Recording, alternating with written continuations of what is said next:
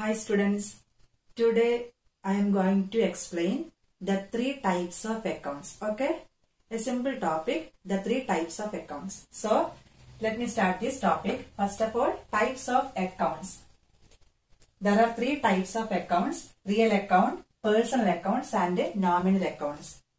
There are three types of accounts: real account, personal account and nominal accounts. And what is real account? See, real accounts are the accounts for assets and properties. Real accounts are the accounts for assets and properties. For example, land account, furniture account, plant account,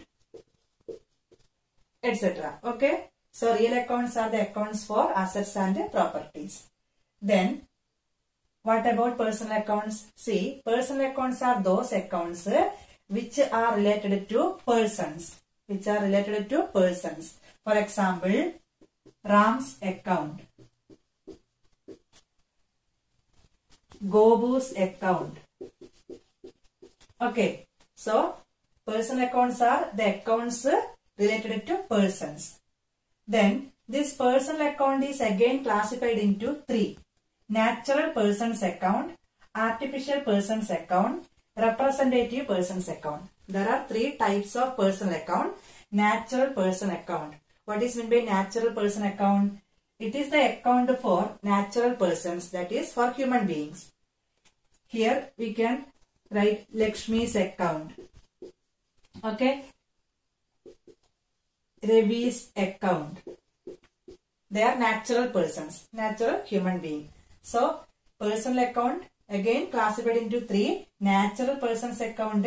These accounts are related to natural persons or human beings. Okay. Then second one, artificial person account.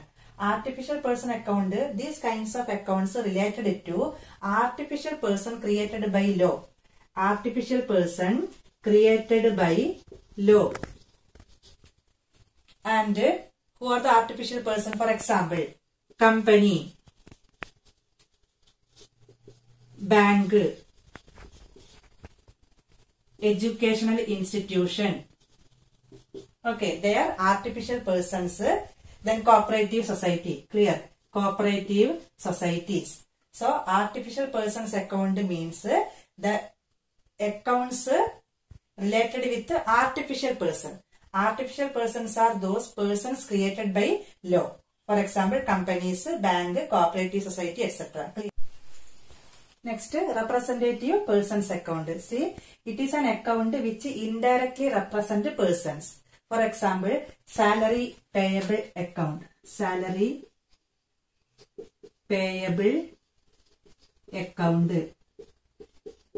Prepaid expense account. Prepaid expense account. Then outstanding income account. So, what is meant by representative person account? These accounts are indirectly represent person. For example, salary in the salary paid. Salary paid in the salary koduttu. It is an expense. Then salary payable means what? Kodukanundu. It is an outstanding salary. Okay. Appo salary kodukanundu. Oro employee kum salary kodukanundu. Then collectively nammal parayum salary payable account. Ivarkokke salary kodukanundu. Anganeyulla accounts varunathu representative persons account inde heading ilana. Clear? So, personal accounts are again classified into three. First one, natural persons account. Then second one, artificial person account. Third one, representative person account. Then the third one, nominal accounts. Okay, nominal accounts, what does it mean? Nominal accounts are those accounts which relates with income, gains, revenues, expenses and losses. Clear? Nominal accounts are those accounts which are related to income, gains, revenues, expenses and losses. Clear? Example, salary account. Okay, salary account. It is an expense. Salary paid, it is an expense. Then revenue, commission received. Commission received. Commission received account. It is an income. So, income, gains, revenue, expense, loss. These items came under the heading nominal accounts. Clear? So, there are three types of accounts: real account, personal account, and nominal account. Real accounts are the accounts for assets or properties. Personal accounts are the accounts for persons. Then third one, nominal accounts mainly related to income and expenses. Clear? See, types of accounts, mainly there are three types of accounts. Then other classification of accounts. മറ്റ് classification വരുന്നത് എന്തൊക്കെയാണെന്ന് നോക്കാം. Asset account, liabilities account, expense account, capital account, revenue account. അപ്പൊ asset account മറ്റൊരു classification ആണ്. Main ആയിട്ടുള്ള classification എന്ന് പറയുന്നത് റിയൽ, പേഴ്സണൽ, നോമിനൽ ആണ്. ദെൻ അതർ ക്ലാസിഫിക്കേഷനകത്ത് വരുന്നതാണ് assets account, liabilities account, capital account, revenue account and expense account. ഇങ്ങനെ നമുക്ക് എന്ത് ചെയ്യാം, അക്കൗണ്ട്സിനെ ക്ലാസിഫൈ ചെയ്യാവുന്നതാണ്. അസറ്റ് അക്കൗണ്ട് നമുക്കറിയാം, അസറ്റ് പ്രോപ്പർട്ടീസ്. ലയബിലിറ്റീസ് അക്കൗണ്ട് എന്ന് പറഞ്ഞെങ്കിൽ external liabilities. Then capital account owners equity ആണ്. Then revenue account records revenues. Okay, income gains. Then expense account which records expenses. Students, so next topic, system of accounting. Okay, accounting systems are mainly classified into two: single entry system and double entry system. First of all, what is single entry system? See, some points I wrote here. That is, first one, it does not follow the rules of debit and credit.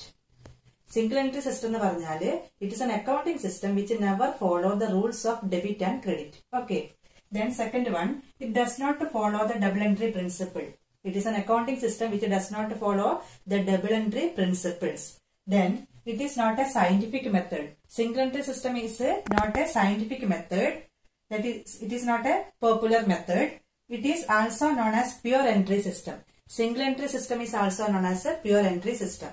അപ്പോൾ single entry സിസ്റ്റത്തിന്റെ പ്രത്യേകത എന്ന് പറഞ്ഞാല് double entry principles, അതായത് rules of debit credit, ആ ഒരു rule follow ചെയ്യാത്ത accounting സിസ്റ്റമാണ് സിംഗിൾ എൻട്രി സിസ്റ്റം. അപ്പൊ സിംഗിൾ എൻട്രി സിസ്റ്റത്തിൽ നമുക്ക് എന്ത് വരുന്നില്ല, ഡ്യുവൽ ആസ്പെക്ട് വരുന്നില്ല. സാധാരണ ഒരു ട്രാൻസാക്ഷന് രണ്ട് ആസ്പെക്ട് ആണ് വരുന്നത്, debit and credit. Debit credit ഈ ഒരു ടേം ഉപയോഗിക്കാതെ പ്രിപ്പയർ ചെയ്യുന്ന ഫോളോ ചെയ്യുന്ന സിസ്റ്റമാണ് സിംഗിൾ എൻട്രി സിസ്റ്റം എന്ന് പറയുന്നത്. ഓക്കെ, ദെൻ ആരാണ് ഇത് കൂടുതൽ ഉപയോഗിക്കുന്നത്? Sole trader. ഒരു സോൾ ട്രേഡർക്കൊക്കെ നമ്മുടെ നാട്ടിലൊക്കെ കാണുന്ന ചില ഷോപ്പ് കീപ്പറൊക്കെ ഫോളോ ചെയ്യുന്ന എന്താണ്, സിംഗിൾ എൻട്രി സിസ്റ്റമാണ്. അവിടെ rules of debit and credit അവര് പഠിച്ചിട്ടൊന്നുമല്ല അക്കൗണ്ട്സ് റെക്കോർഡ് ചെയ്യുന്നത്. അപ്പൊ സോൾ ട്രേഡറിനെ പോലെയുള്ള ആൾക്കാർ, ബിസിനസ്മാൻ ഫോളോ ചെയ്യുന്ന സിസ്റ്റം ഓഫ് അക്കൗണ്ടിംഗ് ആണ് എന്ത്, സിംഗിൾ എൻട്രി സിസ്റ്റം എന്ന് പറയുന്നത്. Clear? C, second system of accounting, that is double entry system. What does it mean? It is an accounting system which records the two aspects of a business transaction. ഞാൻ ഇവിടെ എഴുതിയിരിക്കുന്നത് double entry system എന്ന് പറയുന്നത് ഒരു accounting system ആണ് which records the two aspects of A business transaction. ഒരു business ട്രാൻസാക്ഷൻസിന്റെ രണ്ട് വശങ്ങളും റെക്കോർഡ് ചെയ്യുന്ന സിസ്റ്റം ഓഫ് അക്കൗണ്ടിംഗ് ആണ് ഡബിൾ എൻട്രി സിസ്റ്റം എന്ന് പറയുന്നത്. അപ്പൊ രണ്ട് ആസ്പെക്ട് എന്താ, to aspects of every transaction. ഓരോ ട്രാൻസാക്ഷനും രണ്ട് വശങ്ങൾ ഉണ്ടെന്നാണ് പറയുന്നത്. Then what is that aspect? Receiving aspect and giving aspect. ഒരു ബിസിനസ് ട്രാൻസാക്ഷന് രണ്ട് വശങ്ങൾ ഉണ്ടെന്നാണ് പറയുന്നത് അല്ലെ, receiving aspect and giving aspect. See, receiving aspect നമ്മൾ അക്കൗണ്ടിങ്ങിന് പറയുന്നത് ഡെബിറ്റ് ആണ്. Receiving aspect is called debit and giving aspect is called credit. Okay, then for example ഞാൻ ഇവിടെ നിങ്ങൾക്ക് ഒരു എക്സാമ്പിൾ പറഞ്ഞുതരാം. For example, Ravi sold goods to Reena for ₹5,000. Clear? Ravi റീനയ്ക്ക് 5,000 റുപ്പീസിന്റെ സാധനങ്ങൾ വിറ്റു. ദെൻ ഈ ഒരു ട്രാൻസാക്ഷനകത്ത് റിസീവിംഗ് ആസ്പെക്ട് വരുന്നുണ്ട്, ഗിവിംഗ് ആസ്പെക്ട് വരുന്നുണ്ട്. എന്താ receiving aspect? When Ravi sold goods to Reena, Ravi is going to receive money. Okay, Ravi റീനയ്ക്ക് സാധനങ്ങൾ വിൽക്കുന്ന സമയത്ത് 5,000 രൂപയുടെ സാധനങ്ങൾ വിൽക്കുന്ന സമയത്ത് രവിക്ക് കിട്ടുന്നത് എന്താണ്? ക്യാഷ് ആണ്. So in our example, receiving aspect എന്ന് പറയുന്നത് ക്യാഷ്. റിസീവിംഗ് ആസ്പെക്ട് ക്യാഷ് ആണ്. When Ravi sold goods to Reena, at the same time Ravi gives away the goods. രവിക്ക് കാശ് കിട്ടുന്നുണ്ടെങ്കിൽ അതേസമയം രവിന്റെ കയ്യിൽ നിന്ന് എന്ത് പോകുന്നുണ്ട്? ഗൂഡ്സ് പോകുന്നുണ്ട്. ഓക്കെ, ഗൂഡ്സ് പോയപ്പോഴാണ് രവിക്ക് കാശ് കിട്ടിയത്. അപ്പോ രവിന്റെ കയ്യിൽ നിന്ന് പോയത് എന്താണ്? രവി നൽകിയത് എന്താണ്? ഗൂഡ്സ് ആണ്. So there is A giving aspect. Okay, giving aspect എന്താണ്? ഗൂഡ്സ് ആണ്. ഓക്കെ, അപ്പൊ receiving aspect and giving aspect clear. Ravi sold goods to Reena. Here receiving aspect is cash and the giving aspect is goods. Then Ravi received 5,000 rupees cash. At the same time, Ravi gives away the goods costing rupees 5,000. 5,000 രൂപ Ravi cash വാങ്ങിക്കുന്ന സമയത്ത് 5,000 രൂപേന്റെ സാധനങ്ങള് രവി കൊടുത്തിട്ടുമുണ്ട്. അപ്പോ receiving aspect എന്താണ്? Giving aspect എന്താണെന്ന് clear ആയില്ലേ? So double entry system എന്ന് പറയുന്നത് it is an accounting system which records both debit and credit aspect of A transaction. അപ്പൊ നമുക്ക് ഇവിടെ എഴുതാം which records the two aspect എന്ന് പറയുന്നത് ഏതൊക്കെ ആസ്പെക്ട് ആണ്? It is an accounting system which records the debit aspect and credit aspect of a transaction, or it is an accounting system which records the receiving aspect and giving aspect of an accounting transaction. Clear? അപ്പോ ഈ example നമുക്ക് മനസ്സിലായത് എന്താണ്? For every debit there is an equal and corresponding credit. ഓരോ ഡെബിറ്റിന് കണക്കായിട്ട് തുല്യമായിട്ട് ഒരു credit ഉണ്ടാവും. Clear അല്ലേ? ഇപ്പൊ റിസീവിംഗ് ആസ്പെക്ട് ഇവിടെ ക്യാഷ് 5,000 വാങ്ങുന്ന സമയത്ത് അതേ സമയത്ത് എന്താണ്? ഗൂഡ്സ് പോകുന്നുണ്ട് 5,000 കണക്കായിട്ടല്ലേ? അപ്പൊ for every debit there is an equal and corresponding credit. ഇതാണ് ഡബിൾ എൻട്രി സിസ്റ്റത്തിന്റെ പ്രത്യേകത. ദെൻ ഇവിടെ നമ്മള് ഡെബിറ്റ് ഡിനോട്ട് ചെയ്യുന്നത് DR, ദെൻ ക്രെഡിറ്റ് CR. ഇങ്ങനെയാണ് നമ്മള് നൊട്ടേഷൻ ചെയ്യുന്നത്. ഡെബിറ്റിന് DR എന്നും ക്രെഡിറ്റിന് CR എന്നും.